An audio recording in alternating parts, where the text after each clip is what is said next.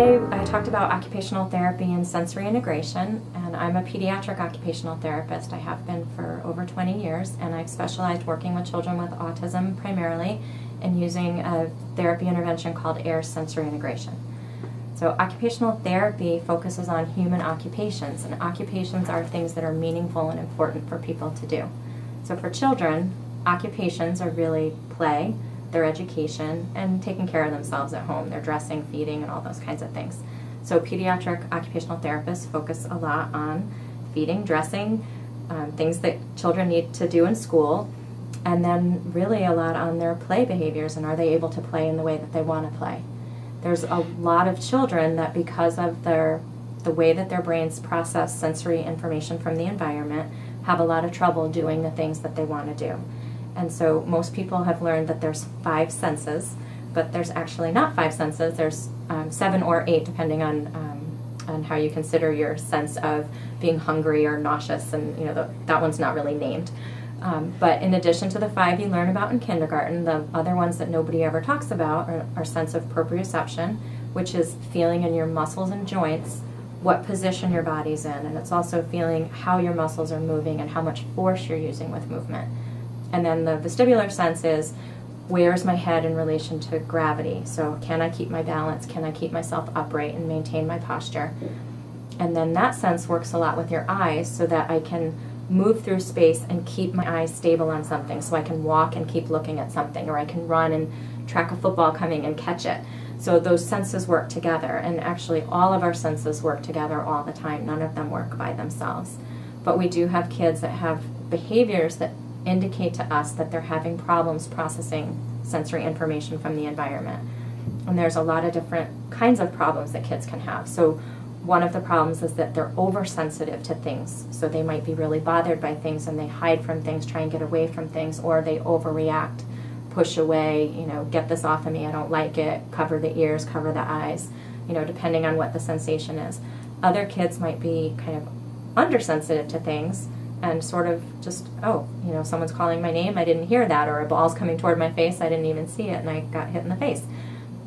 And then the other problem is that I can't really tell the characteristics of the sensation, so I have trouble manipulating things. I might pick things up and squeeze them too hard and break them, or I can't manipulate things well and I'm dropping them because I don't feel that slipping past my fingers. So, especially in preschool, kids will have problems with the pegboards and the buttons and their, all the little preschool things that they need to manipulate with their hands and fingers. And then another kind of problem is that because I don't have good sensory processing, I don't have a good body awareness, and then it's really hard for me to figure out how to make my body move through space to do the things I want to do as a kid, which is usually climbing and jumping and running and playing and all the kid things that, kids want to do. So the children that have those kind of problems often can't come up with how to make their body move to do what they want to do, and sometimes they can't even come up with what's an idea for how do I even want to play, because most of us can look at objects and just inherently know what an object might be good for. So if you look at a ball, you can say, oh, it's a ball, it's round, it's rollable, it's bounceable, it's throwable.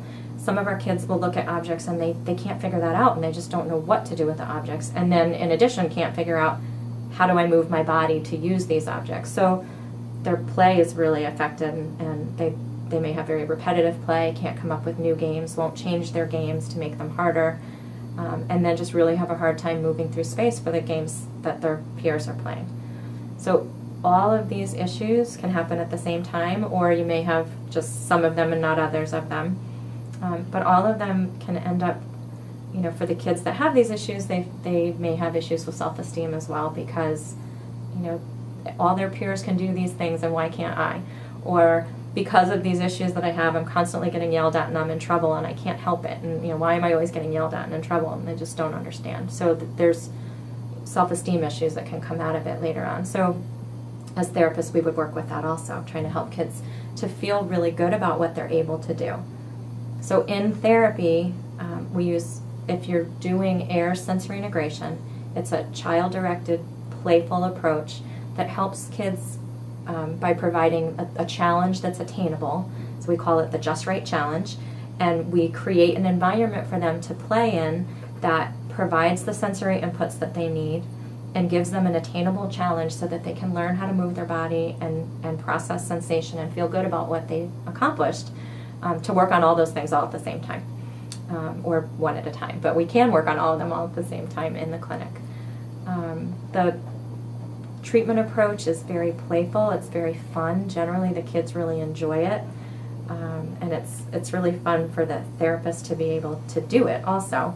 And it's very different than other kinds of approaches that are much more adult-directed, where you're sitting a child down at a table and telling them what to do.